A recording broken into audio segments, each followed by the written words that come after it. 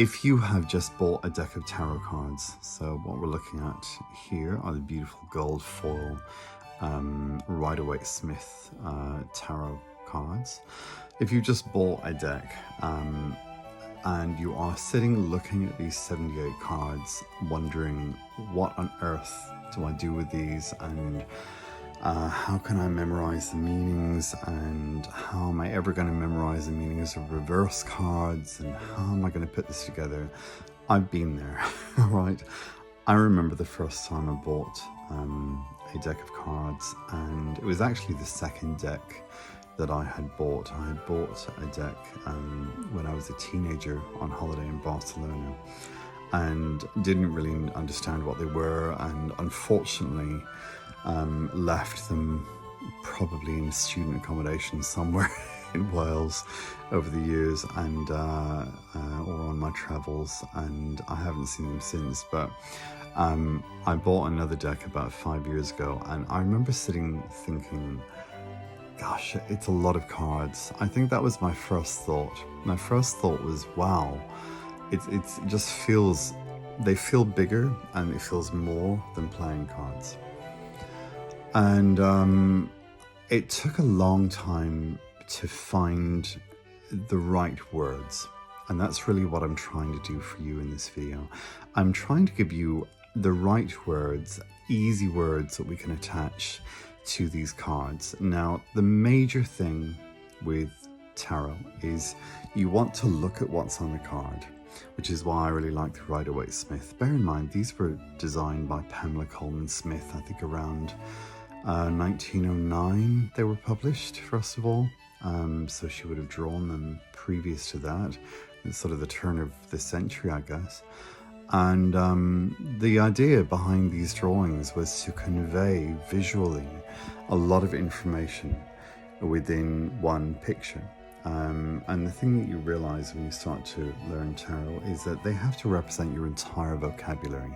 That's what they are, all right? They're a pictorial representation of your entire vocabulary, but also this sort of archetypal journey from birth to death for every single human being who has ever lived, who will ever live. And so they have to describe everything. So how do you describe everything in 78 pictures?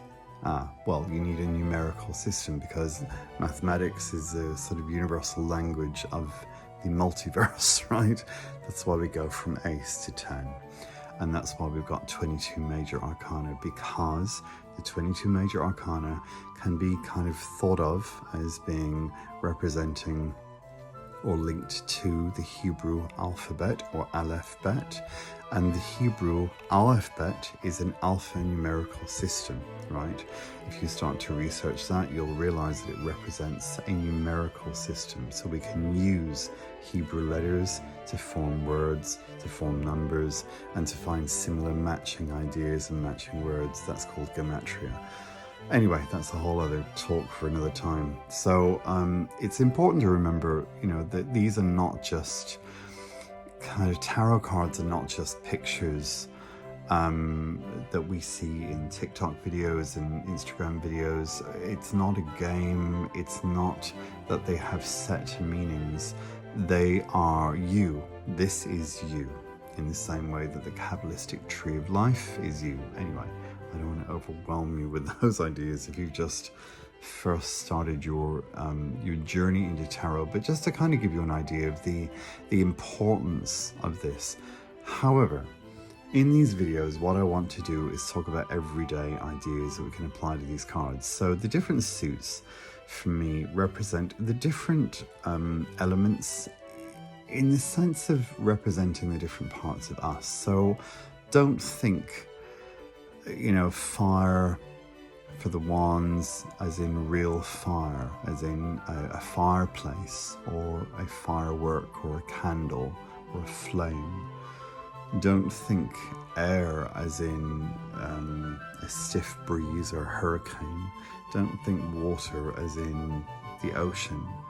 And don't think earth as in a rock. Think more the parts of you, right? Or rather the parts of your psyche. That's kind of what we're talking about. But in the sense of, like, for example, with water, I think of our emotional body, right? It represents our emotions, our intuition, the way that we interact with other people. When I think about fire, I think about our motivation to do things, right? I want to do this. I have the desire to do this. When I think about air, I think about how we communicate, how we think, our thoughts, our mentality. When I think about earth, I think in pentacles. I think about everything in our physical world, everything. So the entire physical world and how things are manifested, how we purchase things, we have control over things, just to give you an idea. Anyway, so let's go through these cards. I hope that I haven't given you too much of a rambling introduction to this, but I just don't want to sort of dive in and give you my primary vibes without kind of explaining a little bit about how I think, what I think about when I look at tarot cards. So let's begin with the Ace of Cups.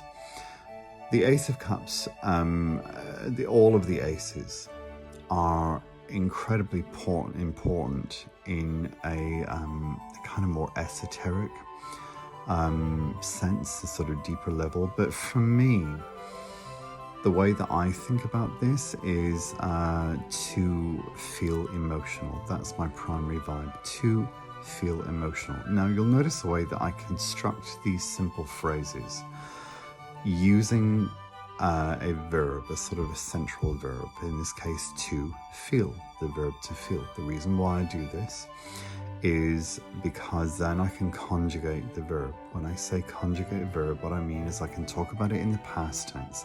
Yesterday, you felt emotional. In the present tense, today, you are feeling emotional, or you feel emotional.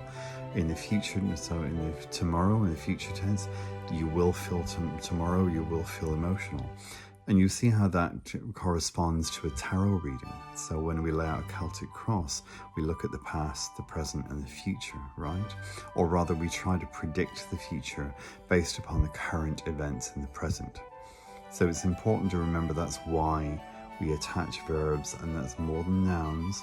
Well, that's why I do, and that's why we conjugate. So once you start to understand that system, the idea behind it, you'll see where I'm going with this when I speak, right? Because that's what I'm doing. All I'm doing is, it's as if I'm doing a reading for you and I'm speaking to you, but using the cards to help me to form sentences. Ace of Cups, to feel emotional, to begin an emotional connection, to begin a friendship, to begin to have feelings for someone else, right? That's what I tend to think of it as. Now, again, these cards can represent a ton of other things. In some cases, people think of an Ace of Cups as a pregnancy because it's a cup.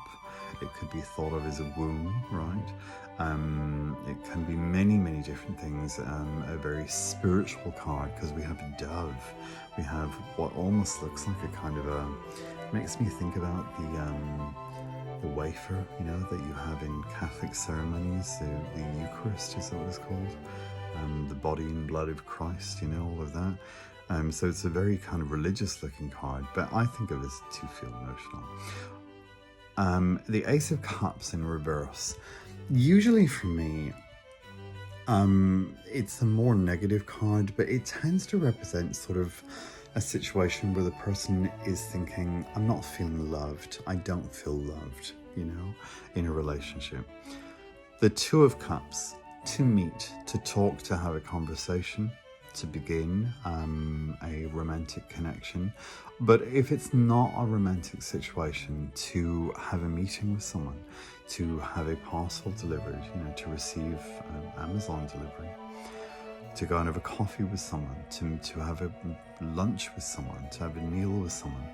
The Two of Cups in reverse, usually it, for me, the way it manifests is a relationship has begun and it's not going to go well. So to not gel with someone, or to have a negative interaction with someone. Again, these are just my thoughts based upon a lot of readings that I've done where this hasn't come up. There are many, many, many more ways of interpreting these. So if you're looking at this thinking, well, that's not what I think of when I look at the Two of Cups, I get it. Whatever, whatever tends to come up for you, put that at the top of your list. And this is what's called a primary vibe. Now, primary vibes are very important because what you want to do is you want to have an initial idea that pops into your head. And the difference between an intuitive hit and a creative thought, or to remember, the action of remembering, is that an intuitive hit just pops in your mind straight away. Now, bear in mind, we don't read cards in isolation. Now, a lot of people do, and this is a real problem. If you're looking at tarot cards and you're thinking, what does the Two or the Three of Cups mean? What does the Seven of Wands mean? What does the Hierophant mean? What was the Tower again? And you go to Google and you're looking at that. What you're doing is you're looking at individual interpretations for tarot cards based upon a website, or Baby Tarot, or me, or someone else. You're not actually linking, connecting cards. And so you need those very fast intuitive hits where you can get the gist of a reading within seconds. And it is that initial idea that will usually be accurate. When you start to go hunting for interpretations all over YouTube or Google or whatever, that's where you get into, you're going to go down wrong way streets and you're going to get stuff wrong.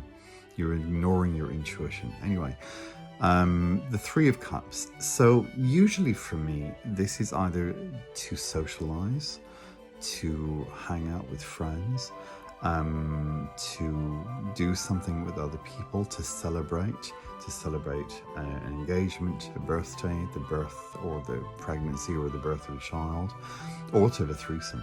Usually it's three people, three hearts. It would be the Three of Hearts in terms of playing cards. So it could be a menage a trois, or maybe three people in a relationship, and one person is not happy about that, or one person is not aware of that, so it could suggest infidelity. The Three of Cups in reverse, usually for me, is the way that it manifests is a kind of a fairly negative friendship group. So frenemies, people you're just fed up with, or you're fed up of going out, you're fed up of socializing. Maybe it's January 1st, you're thinking, I kind of want to go for a dry January. I want to stop drinking, start going to the gym, stop overeating. Okay, again, just some ideas. And these are based upon readings that I have done. So there's a difference between doing, hundreds of readings on live streams, hundreds of readings for people, and saying this is what tends to come up, compared with, well, this is the textbook interpretation of this card. This is what you'll normally find in the textbooks. And this is what I'm trying to give you, because there are plenty of books out there, plenty of really awesome books, amazing books, that you can buy, that will go through and talk about a very complex layer upon layer upon layer of meanings for tarot cards that you do need to know in order to be more proficient at reading tarot. But I'm just trying to give you a very down-to-earth, everyday idea about it. So the Four of Cups, to be bored, he looks bored, but also he's kind of or he or she or they are rejecting whatever's being offered to them. Are they rejecting friendship? Are they rejecting help? Are they rejecting love? Do they just need alone time, me time, meditation? A lot of it's a very kind of, it's a still kind of card, but a lot of times if someone is just bored in a relationship, they're fed up, the honeymoon period is over and they're starting to feel a bit isolated, a bit separate, not connected to a partner, so it's very much a fairly, it heralds bad times in a relationship, and maybe a time for people to just take some time out, take some time apart. Four of Cups in reverse, someone is usually very much retreating from society. They're really feeling very alone. They're feeling very socially awkward. They're having a lot of social anxiety. Again, just some ideas. Five of Cups, to grieve, to lose, to be disappointed. A lot of times someone has passed away or a relationship has come to an end. Five of Cups in reverse. Now, reversals again, let me just say this because I remember watching a video about reverse tarot cards and it could not have been more generic. If the person had tried, it was like they were reading off a script. It was just awful. And, you know, it took me a long time to realize that you program, and this is going to be a hard concept at first to understand, but it's a really important concept to get your mind, to get your head around. You are the one who programs in reverse cards. In fact, you are being the owner of your deck of tarot cards. You are the one who programs in the upright and reverse meanings of all cards. And you're going to think to yourself, but what do you mean? I mean, I have to get the meanings from someone else. I have to learn the meanings from a book. Well, you learn that the cards have a numerical value. Ace, 2, 3, 4, 5, 6, 7, 8, 9, 10. And then there's a structure, a hierarchy with a page, knight, king and queen. And then there's another numerical system which could be connected to the Hebrew alphabet, with the Fool going to the world for the major arcana. That's it. That's all there is as far as I'm concerned. That's what tarot cards mean. That's the only definite meaning that we can apply to them. All the rest of it is a personal interpretation. And because, you know, where on the Five of Cups does it say this means this? It's a picture. Let's have a look at it. It's a picture of a figure who could be male, female, they, them, trans, non-binary, you know, any of the above. It could be anyone who seems to be wearing a black cloak. There are two cups sitting upright. There are two cups and they're behind. The person's kind of ignoring the two cups behind. There are three cups on the ground. There is what appears to be a landscape. There is what appears to be a river. There is what appears to be a bridge with two kind of archways. There is what appears to be a castle in the background with a mountain, right? So there is this suggestion of another place, somewhere the person can go to, refuge. There is a suggestion of loss, spillage, right? Sounds a bit weird. There is a suggestion of the person crying over spilt milk, but that's really all we have, you know. They look sad, they look upset, but to what degree is that sort of disappointment? Who knows? So yeah, nowhere in the card does it say this means this, so it's just a picture. And you know, going off on a bit of a tangent. So yeah, you are the one who programs in the upright and reverse meanings based upon, usually for me, what I did is I did a lot of readings for myself, then I reverse engineered them in the sense of waiting to see what happened. And then I thought, oh, so that's what the Five of Cups means to me. Okay, also this is how the Four of Cups usually manifests. Oh, so that's who the King of Wands is, or the Knight of Wands. Oh, it's a person, it's this age range, or that age range, or it's this star sign, or that star sign, right? So you reverse engineer the meanings into them, and then you have your primary vibes, right? It's the easier way of doing it. Five of Cups in reverse. Usually the person's getting over it. It usually is death, loss, and they're gradually starting to heal, or they're recovering from a loss of a relationship, loss of a business, whatever it is. Okay, so the Six of Cups always freaks me out because we've got some very strange characters. I think they're meant to be children, but for me it's always kind of like the Benjamin Button type thing going on. It's, or Honey, I Shrunk the Kids. So I shouldn't say that, I know. It's just a very odd card. It's a very strange looking card. I don't know what it is about it, but yeah, it's always kind of freaked me out. But now there may be a reason for this, because it can represent a lot of different things, usually the past, childhood. Now, because this card represents the past and childhood, and to remember, to reminisce, when you've had a bit of a difficult childhood, which I did, it can trigger some emotional sort of responses, you know, some feelings about that. Anyway, The Six of Cups, past old-fashioned building, old-fashioned clothes to remember, to have someone come back from the past, to go to a school reunion, to be reacquainted with an old flame, to go back to an old relationship, to go back to a family home or somewhere where you grew up, you know, like I said, to renovate a house in a period style, to like wearing vintage clothing, but a lot of times it's to do with childhood for me.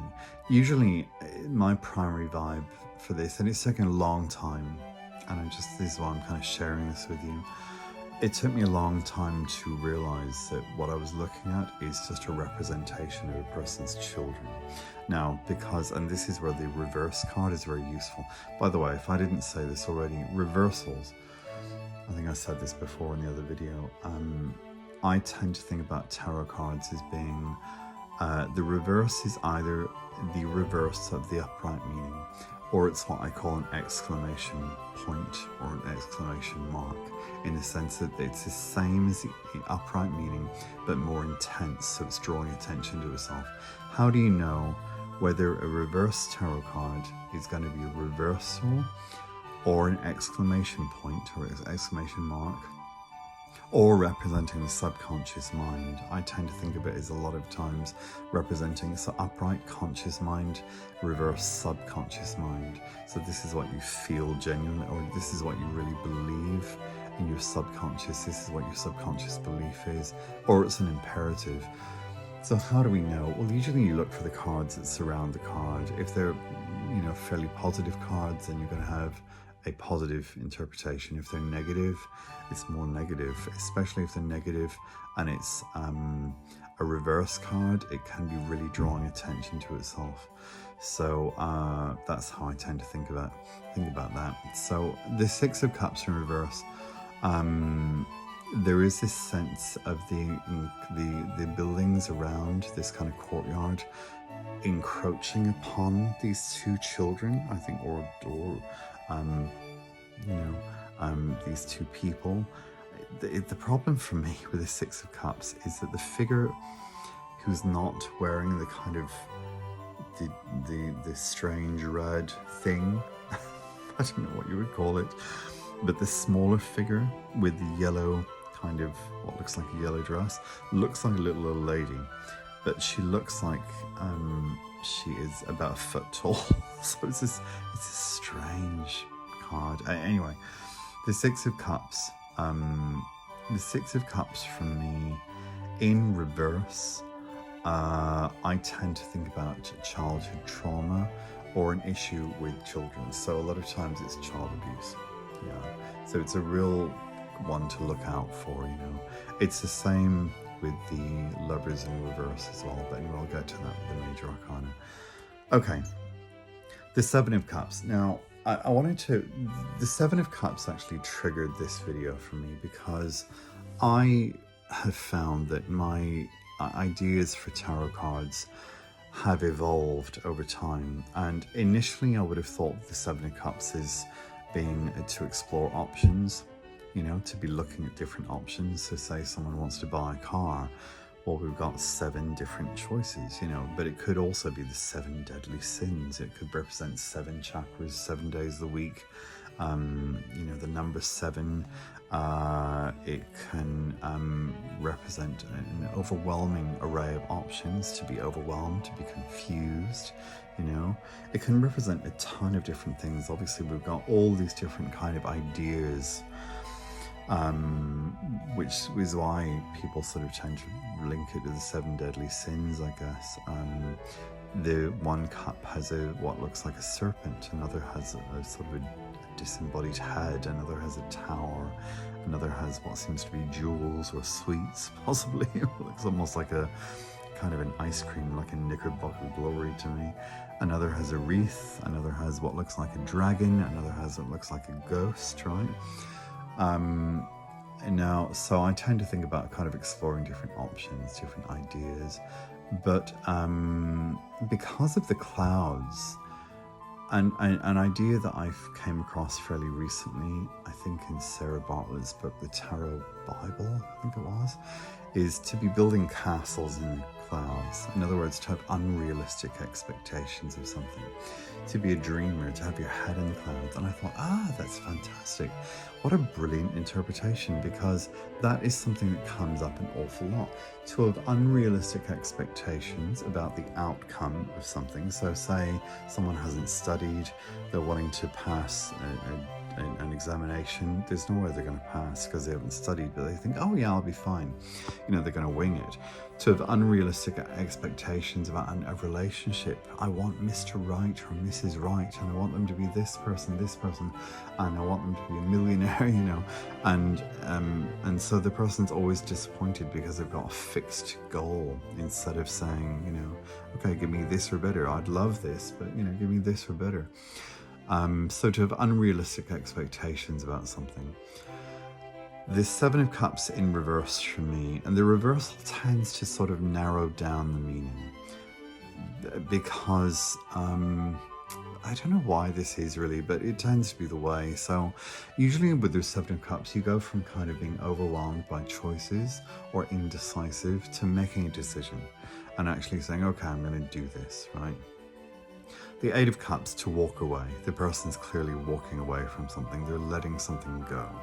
And they're doing it fairly voluntarily. They're not being forced to.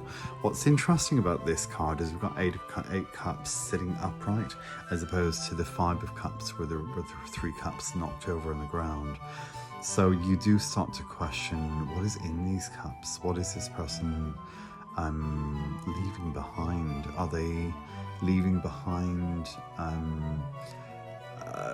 something, material possessions, in search of something more spiritual, in search of something that is going to be more meaningful to them?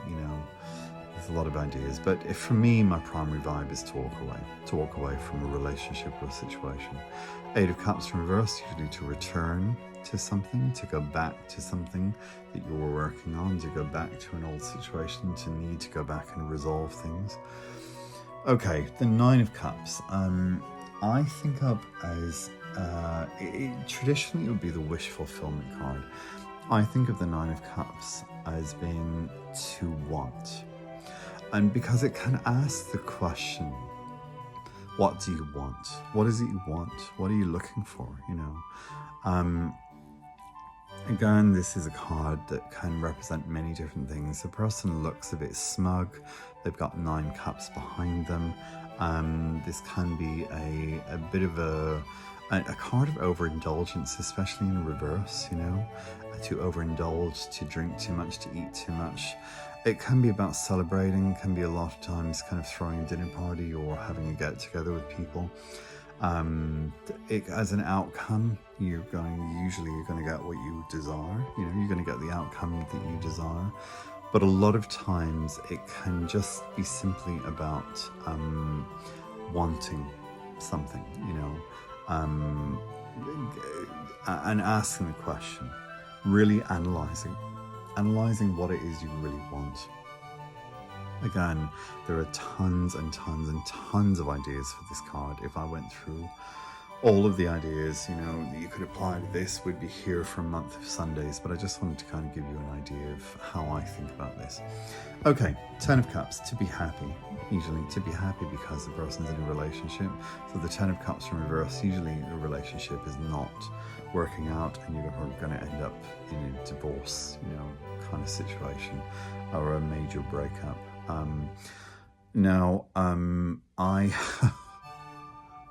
I need to share this with you, and if you come across it, you come across it. If you don't, hopefully you won't. But I've heard some strange ideas about this card. Now, I say strange ideas. There are no strange ideas, because if it works for you, then great.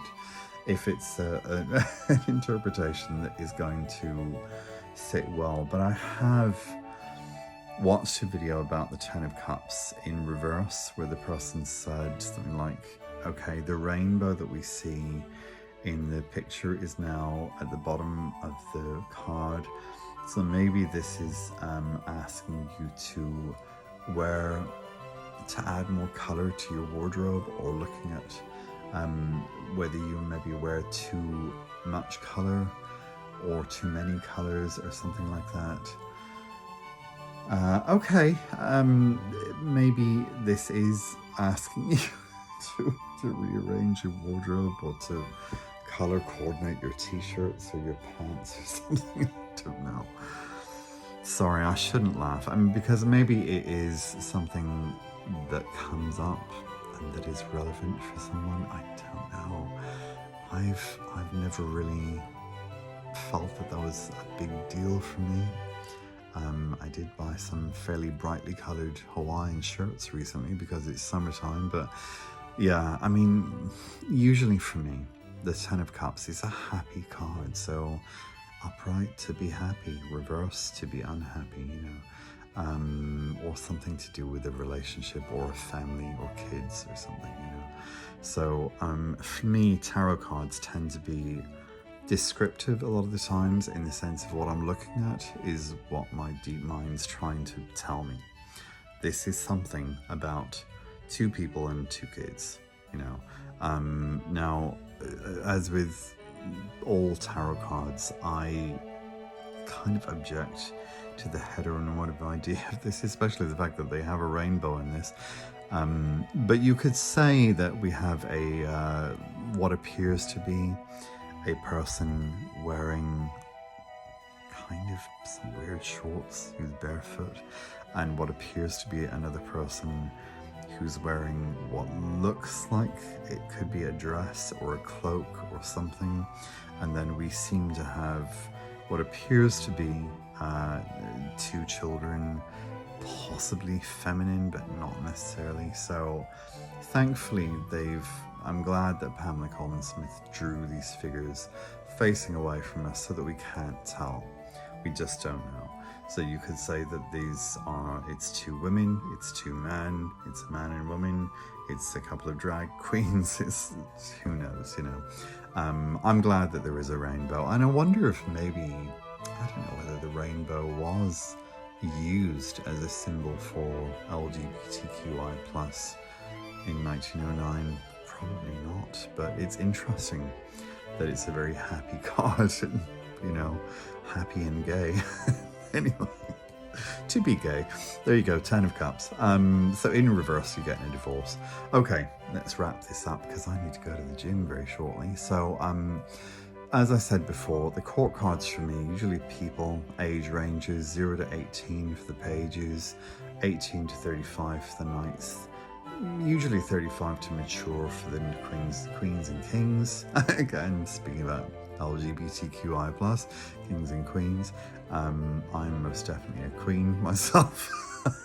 If you haven't worked that out already. Anyway, the queens could be anything from 20, 18 upwards, really, because it kind of covers all females, feminine type people, all drag queens, obviously, all gay men.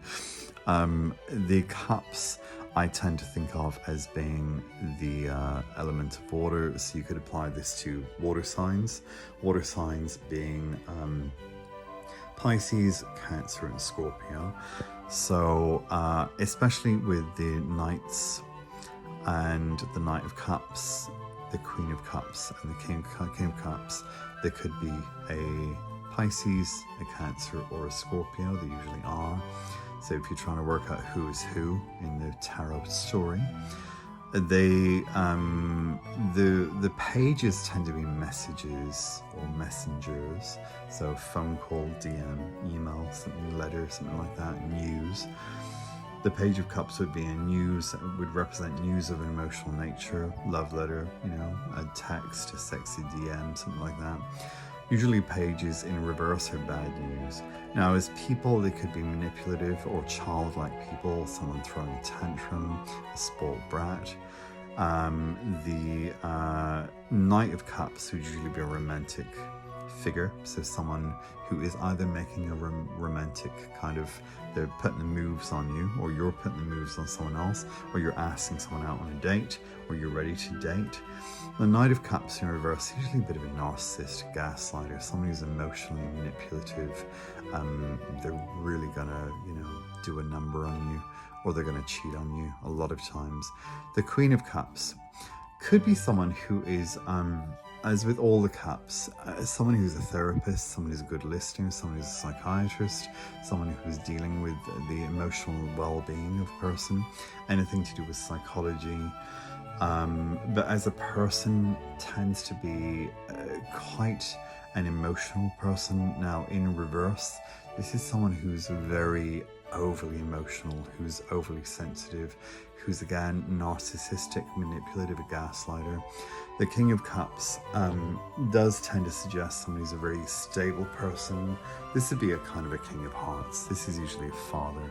You know, the King and Queen of Cups are usually mum and dad in a lot of cases because they represent the interpersonal or blood connection, and hence the hearts. Usually the King of Cups would be a dude, you know, water sign, so Pisces, Cancer, Scorpio, dad, boss, therapist, someone who's very stable or a very stable person. As you see, their throne is surrounded by these kind of waves and what looks like a kind of a sea monster or something, or a Loch Ness monster or shit behind them. And they're just sitting there chilling. They're fine. It's like, I'm just going to chill my beans. Everything's all good. All good. And the waves are kind of chopping around them. So it's someone who's in control of their emotions. So you do kind of get a feeling that these reversals could be people who are not in control of their emotions, or they're just very kind of pessimistic. It's the difference between being optimistic or pessimistic. Anyway, 36 minutes. I hope those helped. Just again, some ideas. These are ideas just off the top of my head. I'm not kind of going to my library. I'm not looking at books. I'm just sitting here, chilling out, talking about these cards. And I think it really kind of helps. One of the things that I did initially is I did 13 ghost spreads for people. So I used what I call the 3 up, 3 down, where you lay 3 cards for past, present, and future, then 3 cards below to explain the 3 cards above or to support them. This is why this is here, this is why this is here, and this is why this is here. And I did 13, so 13 times 6 is 78, I believe. Hopefully that's right. I'm pretty sure it was 13. And so I had to do 13 readings with upright and reverse cards for 13 ghosts. And that was really good because I just made stuff up. I made up stories. Likewise, you could just go through the 78 cards and make up a long story. Well, this happened, then this happened, then this happened, then this person did this, and this person did this. I'll try and do it one day and I'll show you what I mean. Play, explore, experiment. Just go with the flow. Just try to kind of look at these cards and think, what does this remind me of? Why is this person wearing a crown? What is this big cup? What are they holding in their other hand? Why are they sitting on a throne? What could this represent, you know? Cards don't have set meanings. We have an agreed upon vocabulary. We have an agreed upon list of set meanings because as tarot readers, over the years, we've agreed, well, more than likely this means this. More than likely this could be this. But it doesn't mean that they have set meanings because nowhere on the King of Cups does it say this means this. All we have is King of Cups on the card. Anyway, hope you enjoyed the little video. Like, subscribe, or quite a long video actually for this one. If you've not already done so, please consider subscribing. It would really help me out. If you enjoy the video, please push like. That really helps as well. It's nice to know that you're actually enjoying this. Hopefully, you know, you're just sitting, chilling out. I imagine you as a beginner, hopefully just sitting there chilling out, listening to my voice, having a nice glass of wine, playing with your cards, and just realizing it's no big deal. Kind of always think of that Katy Perry song, it's no big deal, baby. Just sit, chill, have fun. I'm going to show you example readings. I'm going to go through the swords next, then we'll do the pentacles, and then I'm going to do the major arcana. And also what I should say as well is I have tons and tons and tons and tons of private videos on this YouTube channel. And so I've done this before 3 times, I think, where I've gone through all 78 cards. The reason that I've decided to do this is it's really nice to do an up-to-date video, and it's something I will probably continue to do in future. I'll keep changing it.